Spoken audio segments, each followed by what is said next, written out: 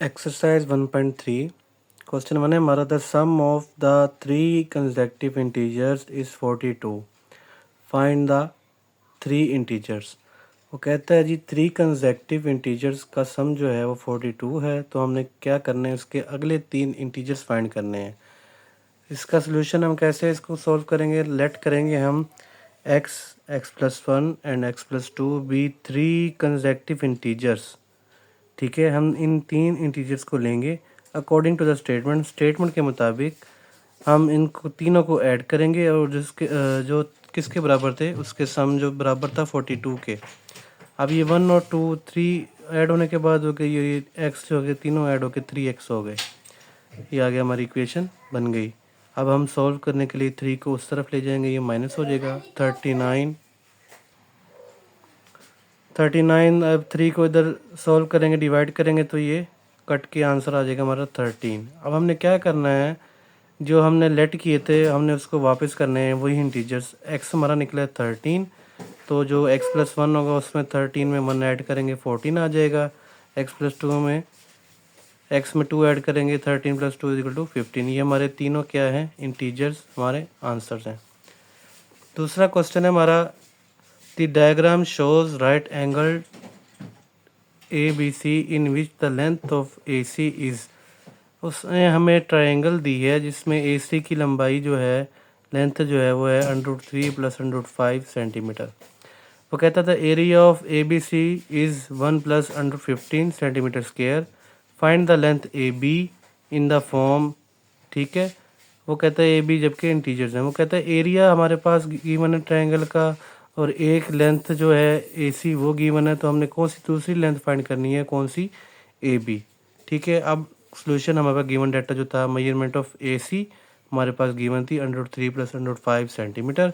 Area of triangle ABC वो क्या है, 1 + √15 सेंटीमीटर स्क्वायर। तो ये हमारा फार्मूला होता है एरिया ऑफ ट्रायंगल का। Area of triangle = half base multiply height. तो हम एरिया ऑफ ट्रायंगल की जो वैल्यू थी वो हम पुट करेंगे, फार्मूले का हाफ वैसे का वैसे, बेस यानी जो AC हमारे पास था मेजरमेंट ऑफ AC वो हमने यहाँ उसकी वैल्यू डाल दी। हाइट जो हमारी AB है वो हमने फाइंड करनी है। तो हम इसको सॉल्व करेंगे, 2 डिवाइड हो रहा है वहाँ जाके मल्टीप्लाई हो जाएगा, ये यहाँ पे मल्टीप्लाई हो रहा है इससे वहाँ जाके डिवाइड हो जाएगा। तो AB हमारे पास आ गया 2 × 1 + √15 ओवर √3 + √5। जैसे कि हमने लास्ट टॉपिक में पढ़ा था रैशनलाइजेशन ऑफ द डिनोमिनेटर, उसमें क्या करते थे हम, नीचे वाले जो सर्ड्स थी यानी अंडर वाली जो वैल्यूज़ थी उनको ख़त्म करते थे। किस तरह, उसके कॉन्जुगेट के साथ मल्टीप्लाई करते थे और डिवाइड करते थे। अब इसका कॉन्जुगेट मल्टीपल कौन सा है, माइनस वाला, √3 - √5। मल्टीप्लाई भी उसी से किया और डिवाइड भी उसी से किया।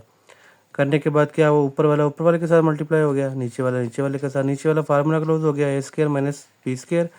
ये कट आउट होके स्क्वायर एंड रूट से कट आउट होके 3 - 5 हो गया। ठीक है, अब हम क्या करेंगे, ऊपर वाले को आपस में मल्टीप्लाई करेंगे। 2 वैसे का वैसे आ गया, 1 को √3 से किया √3, 1 को -√5 से किया -√5। अब √15 को √3 से करेंगे, बाहर अंदर वाली वैल्यूज जो है वो आपस में मल्टीप्लाई होंगी।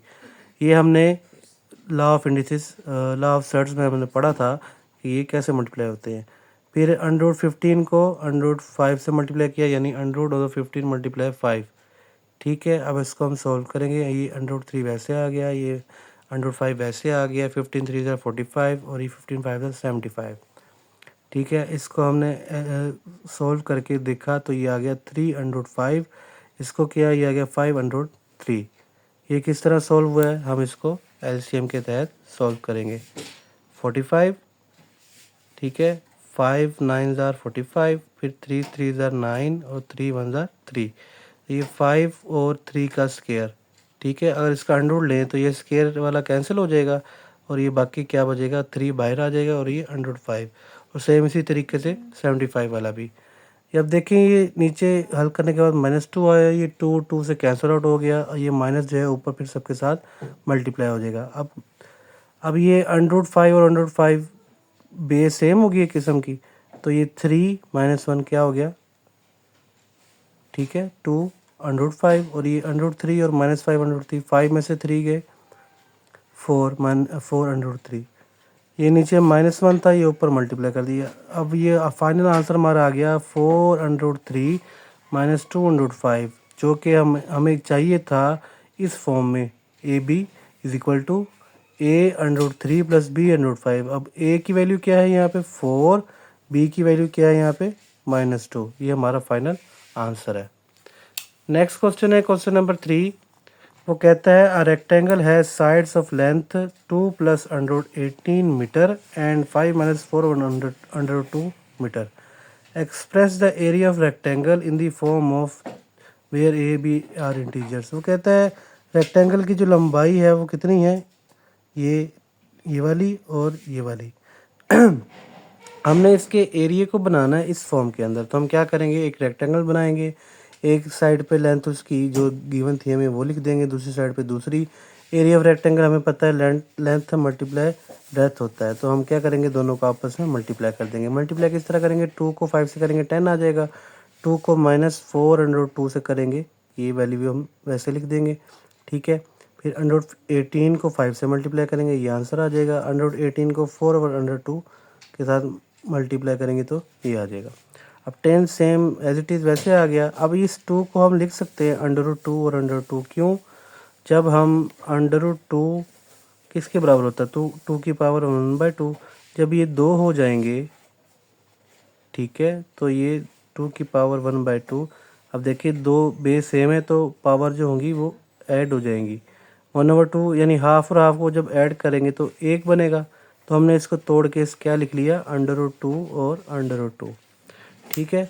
अब ये हम इसलिए यहाँ लिखा ताकि हम नीचे वाले को कैंसिल आउट कर सकें। हमने नीचे वाले को ऊपर वैसे कैंसिल आउट कर दिया, ये वैसे ही सेम उतर आया। अब 18 को हमने सारा सोल्व किया, 18 को हम किस तरह सोल्व करेंगे, 2 9 * 18, 3 3 * 9, 3 1 * 3। अब ये √18 किसके बराबर होगा, 2 × 3 का स्क्वायर। अब स्क्वायर से कट के 3 बाहर आ जाएगा, ये अंदर क्या हो जाएगा 3/2।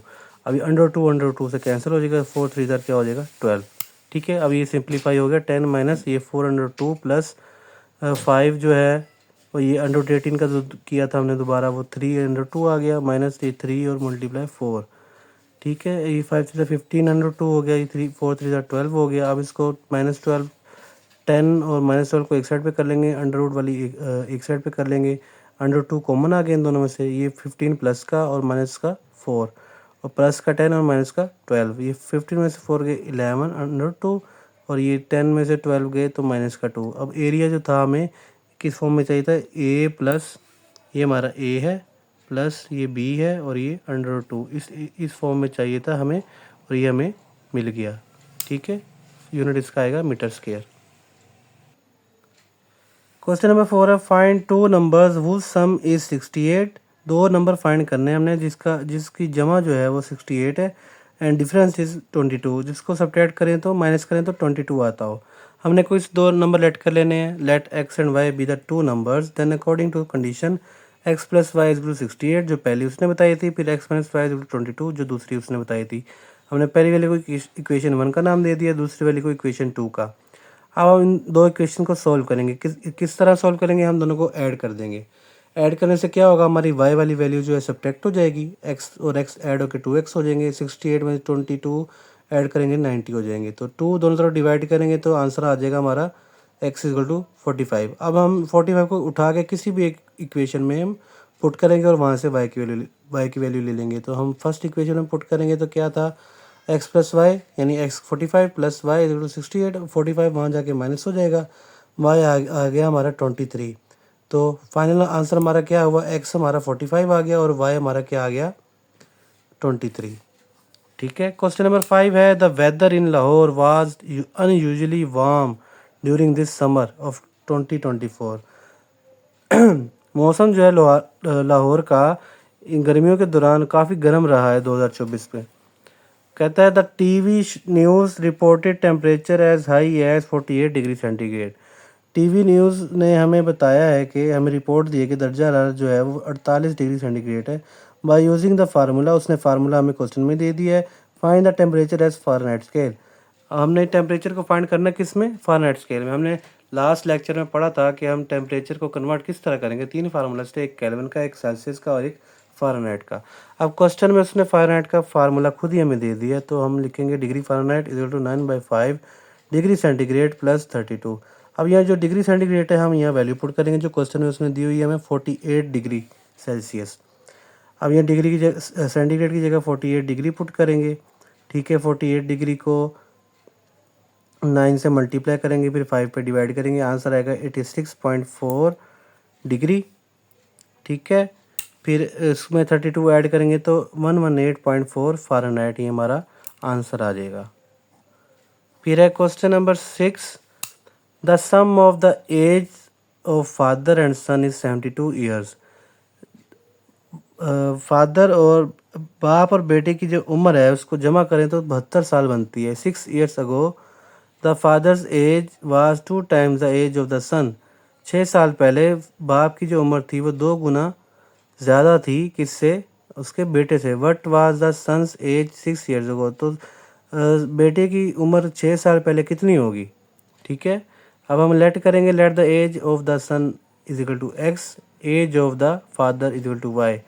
अब पहली कंडीशन के मुताबिक वो कहता है कि दोनों की सम करें तो 72 ईयर्स बनती है, तो हम लिख लेंगे x plus y equal to 72 और इसको इक्वेशन का 1 का नाम दे लेंगे। अब 6 साल पहले की बात है तो हम लिखेंगे 6 years ago son is equal to x minus 6, father is equal to y minus 6। जाहिर सी बात है जो एज अब उसकी है उस 6 साल पहले उसमें क्या होगा, -6 करेंगे, तो हमने दोनों को -6 में लिख दिया। हाँ जी, अकॉर्डिंग टू कंडीशन वो कहता थी 2 टाइम्स है किसकी, फादर से। बेटे की उम्र 6 साल पहले बाप की उम्र जो थी बेटे से 2 गुना थी, तो हमने लिख लिया 2 times of son's is equal to father age 6 year before, ठीक है। अब ये इस कंडीशन को हम सॉल्व करेंगे, 2 को मल्टीप्लाई कर देंगे, वेरिएबल एक साइड पे और नंबर्स एक साइड पे, तो हमारा आंसर आ गया, यानी वाई हमने निकाल लिया 2x माइनस 6। अब हमने इसको पहली इक्वेशन में पुट करना है 72 वाली में, ठीक है। हमने पुट किया ये, इसको फिर सॉल्व किया हमने, 2x और x 3x, यहाँ 72 था, 6 वहाँ जाके माइनस का था, वहाँ जाके प्लस हो गया, 78 आ गया, x आ गया हमारा 26। अब हम क्या करेंगे, y जो ये y की इक्वेशन थी इसमें हम x की वैल्यू डालेंगे, ठीक है, ताकि हमें बाप की भी उम्र पता चल जाए और बेटे की भी। तो हमने वैल्यू पुट की, वो पुट करने के बाद आंसर आया हमारा 46। तो बेटे की उम्र कितनी निकली, 26 साल, जबकि 6 साल पहले before 6 years 26 minus 6 equal to 20 years, ठीक है। हम बेटे की उम्र कितनी निकली 6 साल पहले, 20 साल, ये हमारा आंसर है।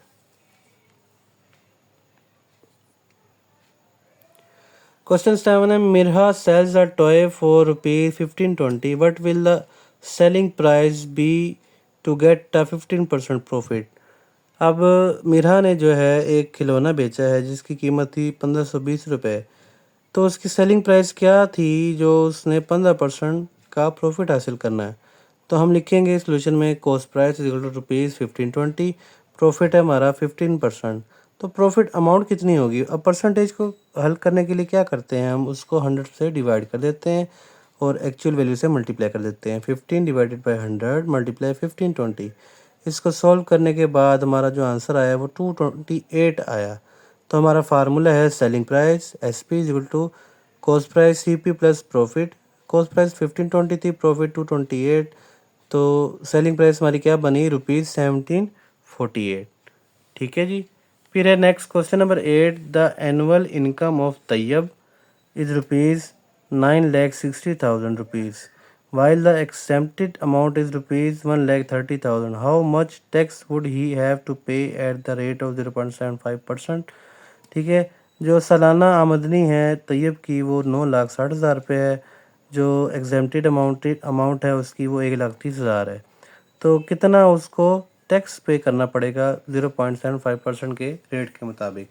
तो हम सोल्यूशन में लिखेंगे, गिवन डाटा हमारे पास क्या है, टोटल इनकम, ठीक है, फिर एग्जाम्पशन जो अमाउंट थी वो लिखेंगे, तो हम रिमेनिंग यानी माइनस कर देंगे टोटल में से एग्जाम्प्टेड अमाउंट को, वो आ गई हमारी 8,30,000, ठीक है। अब टैक्स रेट उसने हमें गिवन दिया था कि 0.75% है, परसेंटेज को हमें पता है कैसे सॉल्व करते हैं, हम इसकी अमाउंट निकालेंगे, परसेंटेज को 100 पे डिवाइड करेंगे, ठीक है।